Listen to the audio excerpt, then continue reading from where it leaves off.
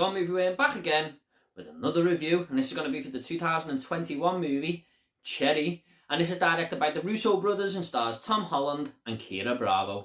Now this tells a story of a young man who doesn't quite know what to do with his life, so he signs up for the army, and upon return he starts suffering from PTSD, and then he decides to rob banks in order to fund a drug habit that he has developed. Now that is really the whole story in a nutshell right there. Pretty straightforward, right? So I don't know why the Russo brothers decided to try and make this much more than what it was. But more on that soon. As far as the story goes, I got right into this. I was fully invested from the off. And I'm no stranger to liking films that involve bank robberies. And this movie has a ton of them. Seriously, Tom Holland holds up, 5 or 6 banks in this film. And they're always entertaining scenes to watch. It's not really on the same level as Heat, so don't expect that. But it's definitely quantity over quality here. However, they're all solid enough, and you never quite know how bank robbery scenes are going to go in movies, what the outcome's going to be, and it's kind of the same here.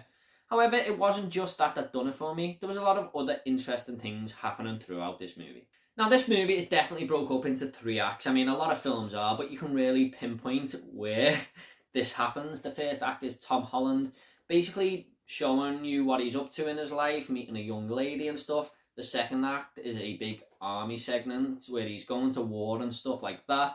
And the third act is his drug habit, where he's got to start robbing banks to fund that. Now, I did mention that at the start of the review, of course, but you don't quite know which path is going to open up for this character. You don't know which road he's going to go down, and there's a lot of obstacles thrown in his way as well. So for this 2 hour and 20 minute runtime of just this drama film, I was never really bored. The movie is always moving along nicely with its story. Let's just talk about Tom Holland in the role. I thought he was very good in this film. He is showing really early on in his career how diverse he can actually be. I mean, he was only 23 when Cherry was filmed, and he's already played a massive movie character in Spider-Man. He is, of course, going to be Nathan Drake in Uncharted, another big movie character. That's going to be a big blockbuster. But he's showing that he can do more serious roles as well, like the Devil all the time, this. And he is one of the biggest actors working today, isn't he? I mean, he's just becoming in every movie out there now.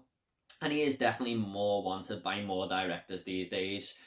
And I feel like the only thing that he could have worked on in this movie is his narrating. It just needed a little tweak. Now, I know he can do great voice work because I've seen him in the movie Onward, and that worked for me. The whole animated style and the animated voice definitely worked. So I know he's got a voice to do these things. But he just needs to work on his more serious voice work for future roles, because I'm sure he's going to be in more movies where he tells a story, you know, especially at this young age he's at. As far as his character goes, he's not really someone we latch onto, but we're not really meant to. He's just this middle-of-the-road type of guy, but the acting and everything from him was there. However, the standout performer here for me was Ciara. I haven't seen it in anything, I don't think, but she just had the look, the personality that she brought to the character, and the chemistry she had on screen with Tom Holland. She will probably go on to better things now, because she was excellent here as Tom Holland's love interest. And at times when they were on screen together, even though the chemistry was all there and they worked so well, I just thought she shone a little bit more. She was a little bit more dominating when they were both together there, but it's not really a knock. Both of them were great in this film. There's a lot of great side characters as well, but it is mostly told through the eyes of these two. Those other characters just pop in here and there. Them two are the most important cogs of this movie. The dialogue all worked for me as well. Amongst these characters, it all flowed really well, apart from one moment at the very start of the film where Tom Holland is overly describing a tree. I thought, oh no, the dialogue here is just going to be terrible. But it really picks up after that. I mean, it all worked really well. All the characters had engaging conversations, and they all seemed to mean something. And there's one moment where Tom Holland says, "You would not be mistaken if you thought this was Biff from Back to the Future," this new drug dealer that he's going to buy drugs off. And when you see him, you know exactly what he means, because it is Biff from Back to the Future. It's just exactly like that character. And I thought that was a clever little input that the Russo brothers done there. And speaking of the Russo brothers, I did say I was going to get onto them later in the review, so here we are. These two have directed some really big films. Avengers Endgame, probably the biggest film ever made. Avengers Infinity War, Captain America the Winter Soldier. I mean, if I went onto an MCU ranking on YouTube, I could find a list probably that has them in the top 3. In fact, I could probably find quite a few ranking lists that has them in the top 3.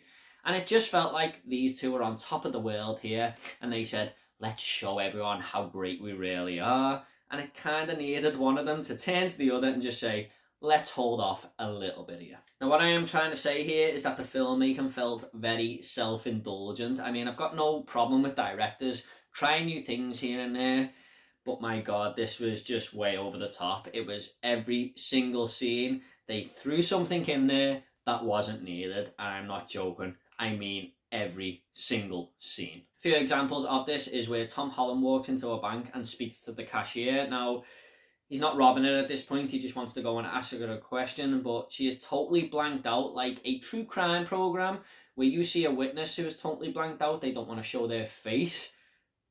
Why? What was the point in that? There's another scene where Tom Holland actually goes in and holds up the bank and fires a gun, but he breaks the fourth wall and talks to the audience about what he's doing. Yeah, I can see why that might work, but when you just see it all the time, it felt really overloaded. The drill sergeant is shouting at everyone in the camp and the words are just popping up on screen of what he's shouting. It just became very, very tiresome. Now, I just feel like the Russo Brothers tried to complicate a very simple story with some distracting visuals. That's all. I was fully invested in the story and I enjoyed it throughout, but I couldn't help be frustrated with the choices they made, and that's all. I mean, if they were only done this for half the movie or half the scenes, I think I would have enjoyed this film a whole lot better. The third act also does go down a very dark and depressing road. It's not really a negative because I didn't let that bother me. I was still into the movie and the bank robberies everywhere just helped with that. But it won't be for everyone. I mean, there's probably some people who won't appreciate the dullness of that third act. All in all, though, I really did enjoy this film. I mean, it's a solid drama. It's not one I'm going to remember over others. I've heard some great things, I've heard some bad things, and I'm kind of in the middle there. But a film that I thought was decent enough. I'm just going to go ahead and rate this movie now. I'm going to give Cherry a 7 out of 10. A really good and gripping drama that might have got a higher score if it weren't for some distracting filmmaking choices. At the end of these reviews, I always like to leave a little fun fact. Now, a fun fact for Cherry is that this is actually based on a novel of the same name by Nico Walker, an army veteran who suffered from PTSD and based the character of Cherry on himself. Okay guys, I hope you all enjoyed this review. If you want to subscribe, it's up to yourself. We've got a lot more reviews coming, lots more videos, and if you want to comment about the movie Cherry, leave it down below and I will reply to every single one of you, I promise. Take it all easy guys. See you all in the next video.